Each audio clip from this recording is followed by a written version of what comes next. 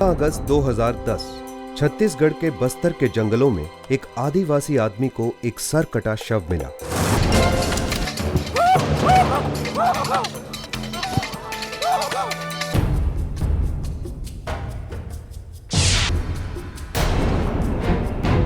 पर पता चला कि यह शव इवान का था। Constable Bansilal Yadav, special force के कोबरा बटालियन का ड्राइवर था ये।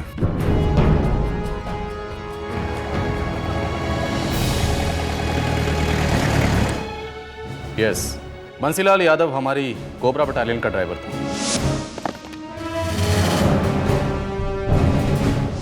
पैंतालीस दिन की छुट्टी पूरी करके वापस ड्यूटी पर आने के लिए निकल पड़ा था। सर, आपको लगता है ये काम नक्सलियों का है? चांसेस आर हाई, क्योंकि हमें पक्की खबर मिली है कि कल रात एक सिविलियन बस को रोका गया था। कहाँ? टोपनो रोड पर। वो तो उस जंगल के पास है। हमें लाश वहीं से मिली थी सर। बेहद खतरनाक इलाका है।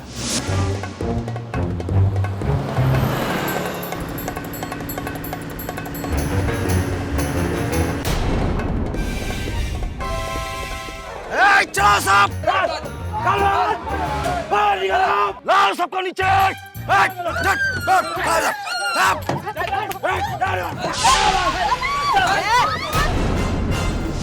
सारे यात्रियों को नीचे उतारकर उनकी तलाशी ली गई। शायद कांस्टेबल यादव का आइडेंटिटी कार्ड मिल गया होगा उन्हें। सरदार, स्पेशल फोर्स का जवान है ये। स्पेशल फोर्स का जवान, कोबरा बटालियन का ड्राइवर है। देखता हूँ कितना जहर है इस कोबरा में। सर, बंसीलाल के सर्विस रिकॉर्ड की जरूरत पड़ेगी, एड्रेस और दूसरी डिटेल्स के लिए। नो प्रॉब्लम, आधे घंटे बाद तुम्हारे ऑफिस भिजवा दूंगा। Thank you sir. पोस्टमार्टम होते ही बॉडी रिलीज कर देंगे। राइट।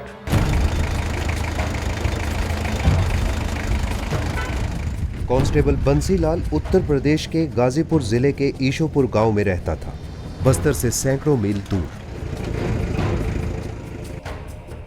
उसके घरवालों को अब तक कोई खबर नहीं थी कि बंसीलाल यादव के साथ क्या हुआ था। प्रमीला जी हैं? हाँ, अंदर है। क्या बात है? उनके पति कांस्टेबल बंसीलाल यादव के बारे में खबर है। अरे हमका बताइए ना, क्या खबर है, क्या बात है? प्रमीला जी को बुलाइए। बुलावत हैं। पहले हमका तो बताइए क्या बात है। अरे बंसी हमार बिटवा है, हम माई है उसकी। प्रमीला यादव, कांस्टेबल बंसीलाल यादव की पत्नी। जी बताइए क्या हुआ? जी, आपके पति अब इस दुनिया में नहीं रहे।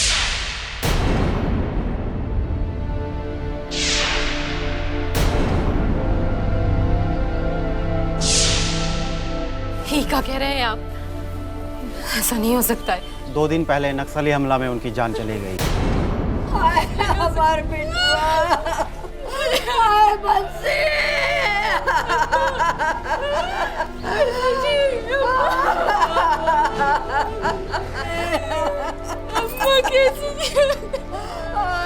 क्या हुआ साहब? हम बंसी का चचेरे भाई हैं। सब खत्म हो गया कमल बेटा, सब खत्म हो गया। बंसीलाल यादव का निधन हो गया है। लाश की शिनाख्त कर ली है। आपको हमारे साथ चलना होगा। चेहरे की गैर मौजूदगी में भी बंसीलाल के परिवार वालों ने देखो कमल, कागजी कार्रवाई तो पूरी हो चुकी है, लेकिन डेड बॉडी सौंपने में थोड़ा वक्त लगेगा। क्यों साहब? तहकीकात अभी बाकी है, कुछ कड़ियां जुड़नी है। साहब, बंसी भैया सच्चे सिपाही थे। देखो कमल, हर सिपाही जब ड्यूटी ज्वाइन करता है तो सर पर कफन बांध देता है। मुझे पूरी उम्मीद है कि तुम्हारे भाई की बटालियन तुम लोगों की जरूर मदद करेगी। धीरज रखो। बंसीलाल एक बहादुर सिपाही था कमल। नक्सलवादियों के आतंकवाद के सामने वो झुका नहीं, डटा रहा। पीठ दिखा के भागा नहीं वो वहां से। लेकिन उनका शव हमें क्यों नहीं दिया जा रहा है साहब जी? पुलिस की कार्रवाई में हम दखल नहीं दे सकते। साहब, बच्चे अनाथ हो गए हैं, भाभी विधवा हो गई हैं साहब। हालात बहुत खस्ता है साहब। फिक्र मत करो, बटालियन और पूरी टीम का सपोर्ट है। बंसीलाल के परिवार की देखभाल की जाएगी। धन्यवाद साहब जी।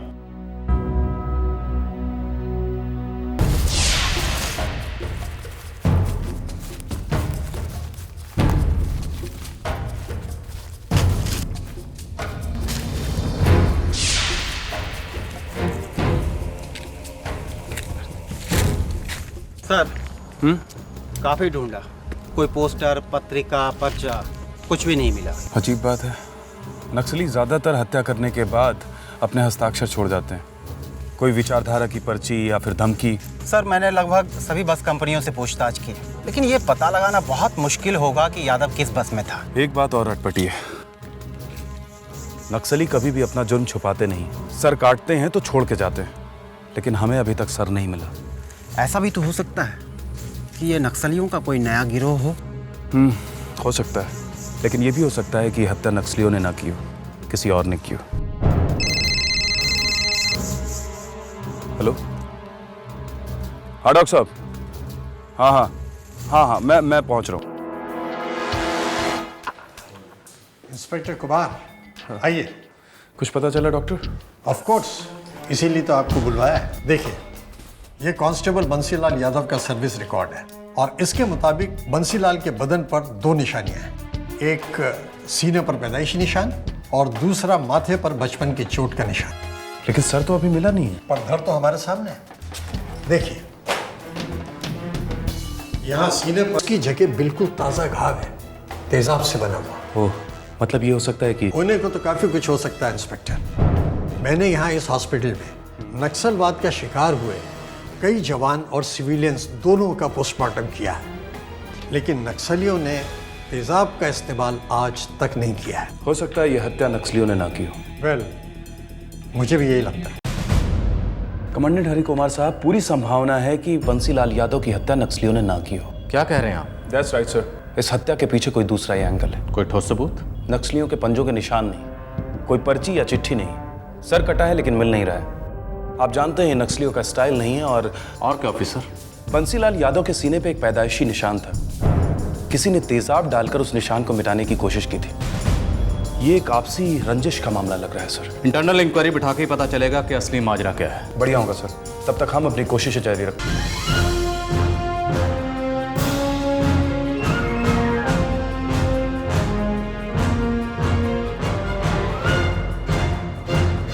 लाश की ये उंगलियों के निशान और रिकॉर्ड में अवेलेबल कांस्टेबल बंसीलाल यादव की उंगलियों के निशान आपस में मैच नहीं करते। बटालियन में बंसीलाल के साथीदारों से हमने मालूमात हासिल की है। वो धड़ बंसीलाल के धड़ से कम 10 सेंटीमीटर बड़ा है। वेल ऑफिसर्स, जो धड़ हमें मिला है वो कांस्टेबल बंसीलाल यादव का नहीं है। फिर वो धड़ किसका है और कांस्टेबल बंसीलाल यादव कहाँ है? जो रकम बंसीलाल की फैमिली को जाने वाली है रोक दो से, और मेडल के लिए जो रिकमेंडेशन भेजी है उसे वापस बुला लो। जब तक पुलिस इन्वेस्टिगेशन पूरी नहीं हो जाती, जिस कमांड से एक फाइल नहीं लेगी। Am I clear? Yes sir. अब की बार इन्वेस्टिगेशन बंसीलाल के घर के दरवाजे पर पहुंच गई। गांव ईशोपुर, जिला गाजीपुर, उत्तर प्रदेश। 45 दिन की छुट्टियों में बंसीलाल की दिनचर्या की हर बारीकी का पता लगाया गया। पुलिस टीम को पता चला कि सरकारी मुआवजे के अलावा बंसीलाल के परिवार वालों ने कई इंश्योरेंस क्लेम्स किए थे। कांस्टेबल यादव की काफी इंश्योरेंस पॉलिसीज थी और सभी में पहली हकदार उसकी पत्नी प्रमिला थी। अगस्त के पहले हफ्ते में आपके पति ने एक 25 लाख रुपए की लाइफ इंश्योरेंस पॉलिसी करवाई थी और उसके ठीक 2 हफ्ते बाद वो अपनी यूनिट के लिए रवाना हुए थे। हमको ये कागज पत्तर कुछ समझ में नहीं आता है। हमें कुछ भी पता नहीं है साहब। लेकिन इतना तो मालूम होगा कि ड्यूटी पर जाने के ठीक 2 दिन पहले आपके पति ने 3,60,000 रुपए बैंक से निकाले थे। साहब, हम सच कह रहे हैं, हमें कुछ भी नहीं पता है। वो हमसे कभी कुछ नहीं बताया करते थे। किसी को तो बताते होंगे। उनका एक चचेरा भाई है, कमल, उससे उनकी काफी दोस्ती थी साहब। कि वही है जिसने बॉडी की शिनाख्त की थी? हाँ साहब। बंसीलाल के चचेरे भाई कमल यादव को पुलिस ने पूछताछ के लिए हिरासत में लिया। साहब, आप लोगों को कोई गलतफहमी हुई है। बॉडी बंसी भैया की ही है। नहीं है कमल, और गलतफहमी तुम्हें भी नहीं हुई है। तुम शायद किसी साजिश में शामिल हो। अब भी वक्त है, कुछ छुपा रहे हो तो उगल दो। कसम खाता हूँ साहब, बंसी भैया ने सिर्फ एक बार बिठाकर मुझे इंश्योरेंस के पॉलिसीज दिखाई थी। बोले नक्सल इलाके में जा रहा हूँ, कल का क्या भरोसा, मुझे कुछ हो जाए तो मेरे बीवी बच्चों को पैसा दिलवा देना। बस साहब इतनी बात हुई थी। बस इतनी बात हुई थी। कब हुई थी? कब हुई थी? तो साहब बंसी भैया को हम गाजीपुर रेलवे स्टेशन छोड़ने गए थे। कमल सर, ख्याल रखना। मेरी चिंता काहे करते हो भैया? अबे तुम्हारी बात नहीं कर रहा हूँ, मैं प्रमिला की और बच्चों की बात कर रहा हूँ। हाँ, उनकी चिंता मत करिए आप। चिंता की बात है कमल, मेरी पोस्टिंग नक्सलियों के सबसे खतरनाक इलाके में हुई है। पता नहीं जिंदा बचूं भी या नहीं। शुभ शुभ बोलिए भैया, कुछ नहीं होगा आपको। मरना कौन चाहता है कमल, मगर बस्तर के उस नक्सली इलाके में बादल पानी नहीं गोलियां बरसाते हैं। ट्रेन कौन सी थी? सारनाथ एक्सप्रेस। सारनाथ एक्सप्रेस। कमल यादव, आखिरी बार पूछ रहा हूं, जो कुछ बता रहे हो बिल्कुल सच है? कुछ छिपा नहीं रहे हो? मैया कसम साहब, कुछ नहीं छुपा रहे हम। अच्छी बात है, नहीं तो मैया को छोड़ो नानी भी याद नहीं रहेगी। Pandey, Sharma, Ghazipur railway police station का रिकॉर्ड निकालो। जी साहब। मुझे पता करना है कि बंसी उस ट्रेन में सवार था भी या नहीं। गाजीपुर रेलवे स्टेशन से पुलिस ने सारनाथ एक्सप्रेस का उस दिन का रिजर्वेशन चार्ट निकलवाया जिस दिन बंसीलाल ने उससे सफर किया था।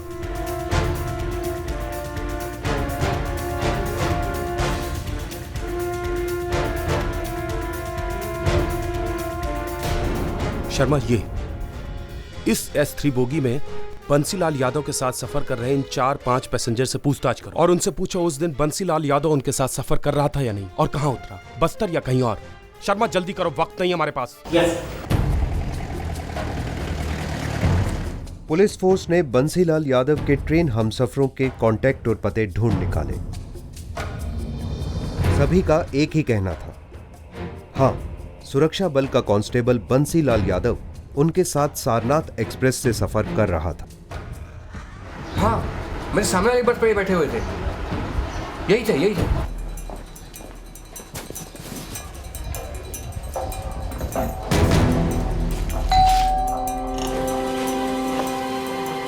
जी, सुमेश यादव यहीं रहते हैं? जी साहब, यहीं रहता था। रहता था मतलब? सब 13 अगस्त से मेरा चचेरा भाई सोमेश लापता है। मैंने पुलिस में रिपोर्ट भी लिखाई, लेकिन बात कुछ आगे बढ़ी ही नहीं। कैसे गायब हो गया सोमेश? साहब 13 अगस्त को मेरा सोमेश बस्तर के लिए रवाना हुआ था। क्यों? सोमेश बहुत दिनों से नौकरी की तलाश कर रहा था, तो पिछले दिनों उसे एक आदमी मिला, वो स्पेशल फोर्स में हवलदार था। उसने सोमेश से वादा किया कि वो सोमेश को भी स्पेशल फोर्स में नौकरी दिलवा देगा। कहाँ मिला था ये आदमी? नाम क्या है उसका? बनारस में मिला था साहब। उसका नाम था हवलदार श्याम यादव। सोमेश ने उसका मोबाइल नंबर भी दिया था, लेकिन जब से सोमेश बस्तर के लिए रवाना हुआ है उसका मोबाइल नंबर लग ही नहीं रहा है। जरा उसका नंबर दीजिए मुझे। और यादव जी, आपको जरा हमारे साथ चलना होगा। जी साहब।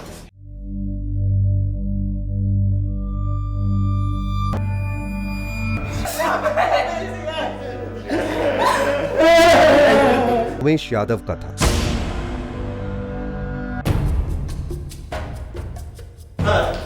श्याम यादव का फोन तो स्विच ऑफ आ रहा है, लेकिन ये रहे उसके फोन के रिकॉर्ड्स। इस केस में श्याम यादव नाम का कोई आदमी है ही नहीं। ये नंबर किसी और का नहीं, बल्कि कांस्टेबल बंसीलाल यादव का है। पक्का? पक्का सर। ये देखिए सर, 35 फोन किए गए हैं श्याम यादव के फोन से इस नंबर पे। सर ये नंबर कमल यादव का है, कांस्टेबल बंसीलाल यादव का चचेरा भाई। अब केवल 2 मिनट है तेरे पास। जो कुछ बोलना है बोल दे, नहीं तो आधा जंगल में मिलेगा, आधा मिलेगा ही नहीं। बोल।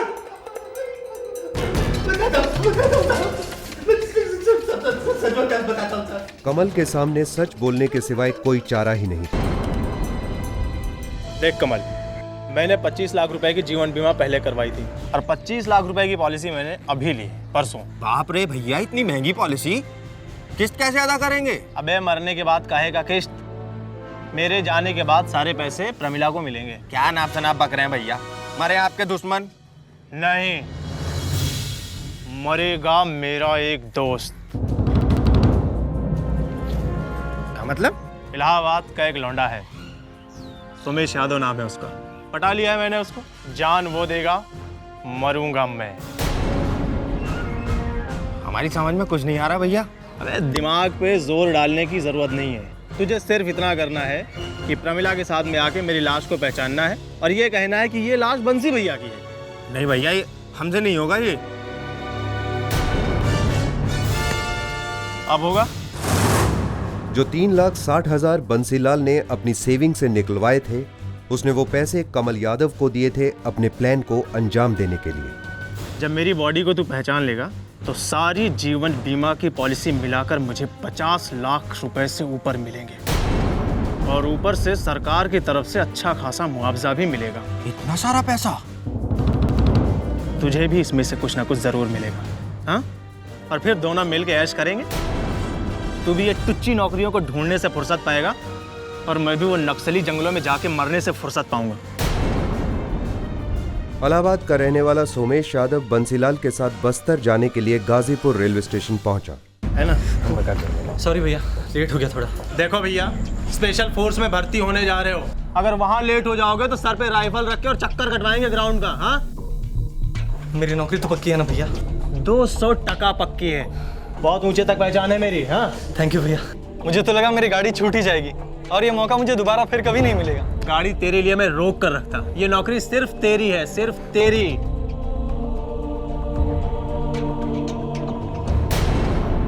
चल भाई, ट्रेन आ गई। बंसीलाल सोमेश को अपने साथ बस्तर ले गए।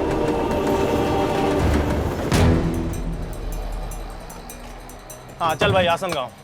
अरे नहीं भैया, वो बहुत खतरनाक इलाका है, नक्सली गांव है। अबे साले, चल चुपचाप। हम दोनों स्पेशल फोर्स के जवान हैं। ये 100 नक्सली पर भारी पड़ते हैं। हम मुंह देंगे ये नक्सली। हाँ, अभी चल।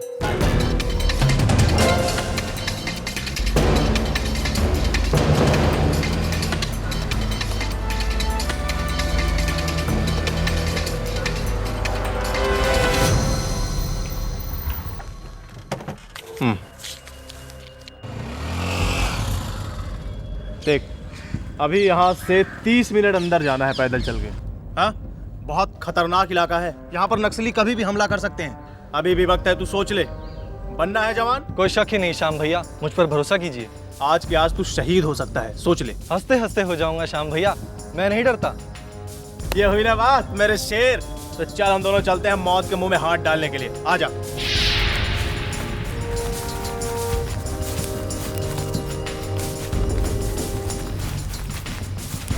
एक मिनट, तू यहाँ पे रुक, मैं जरा। हाँ जरूर भैया, हो आइए।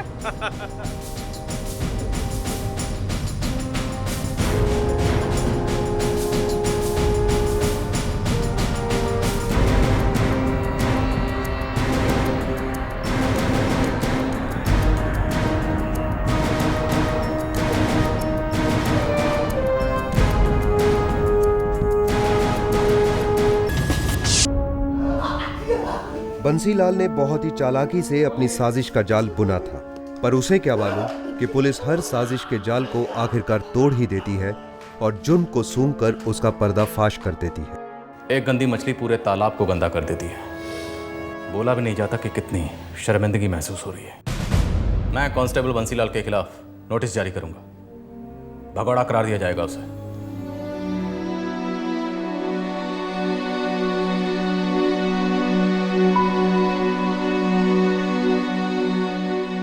लालच ने बंसीलाल से एक संगीन जुर्म करवाया और सजा मिली है उसके सारे परिवार को। उन्हें अब किसी भी तरह की मदद का एक पैसा नहीं मिल रहा है। बंसीलाल की पत्नी ने अपने दोनों छोटे बच्चों के साथ अपने मायके में शरण ली।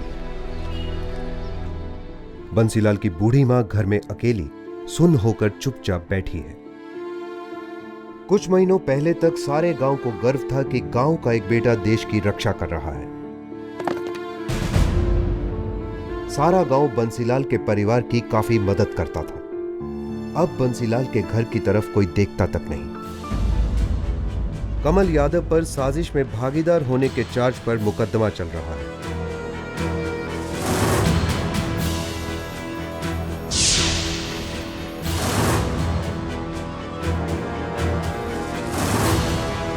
बंसीलाल यादव अब तक पुलिस की गिरफ्त में नहीं आया है। उसे सुरक्षा फोर्स ने भगोड़ा करार दिया है और अपनी यूनिट से डिसमिस कर दिया है। सोमेश के सर कटे शव का अंतिम संस्कार कर दिया गया है। बेचारा सोमेश यादव देश की सेवा करने निकला था,